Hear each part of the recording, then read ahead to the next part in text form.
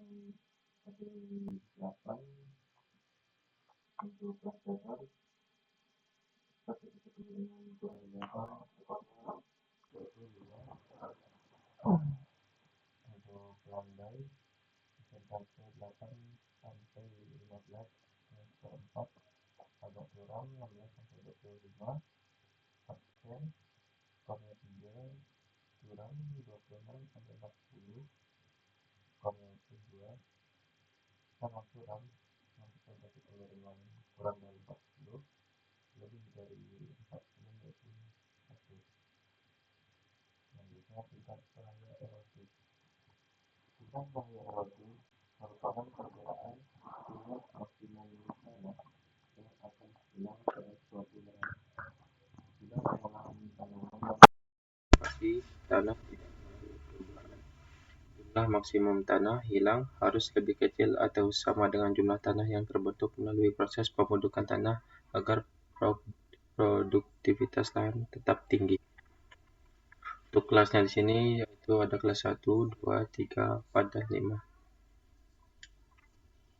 Untuk tingkat erosi per hektar atau per tonnya yaitu 0 sampai 5 yaitu sangat ringan, 15 sampai 60 yaitu ringan, 60 sampai 180 yaitu sedang, 180 sampai 480 yaitu berat, dan lebih dari 480 yaitu sangat berat.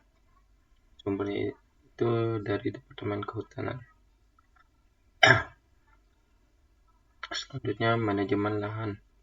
Manajemen lahan merupakan salah satu kriteria yang dipergunakan untuk menilai lahan kritis yang dinilai berdasarkan kelengkapan aspek pengelolaan yang meliputi keberadaan tata batas kawasan. Tata batas kawasan, pengamanan, dan pengawasan. Sesuai dengan karakternya, data tersebut merupakan data atribut berkaitan dengan penyusunan data spasial lahan kritis. Kriteria tersebut perlu dispasialisasikan dengan menggunakan atau berdasarkan pada unit pemetaan tertentu. Unit pemetaan yang digunakan mengacu pada unit pemetaan dan sistem. Kriteria manajemen dalam penentuan lahan kritis dibagi menjadi 3 kelas, seperti dicontoh pada tabel berikut. Di samping ini merupakan tabel klasifikasi manajemen lahan dan scoring untuk penentuan lahan kritis, di mana kelasnya itu yaitu baik, sedang, dan buruk. Untuk besarannya itu lengkap, tidak lengkap, dan tidak ada. Untuk skor baik, jumlahnya yaitu 5, skor sedang yaitu 3, dan untuk skor buruk yaitu 1. Untuk skor penjumlahan skor dan bobot, untuk persentasenya itu 50, 30, dan 10.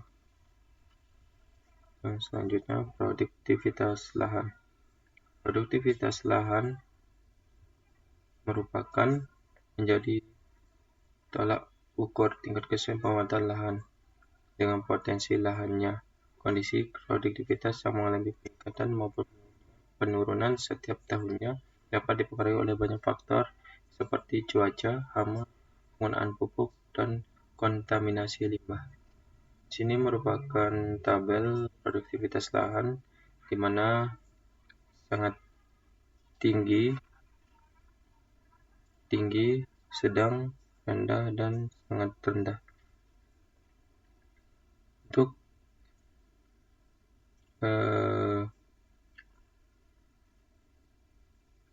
produktivitas yang kurang dari 80% itu untuk skornya 5 dan skornya itu 150. Kemudian 61 sampai 80 yaitu skornya 4.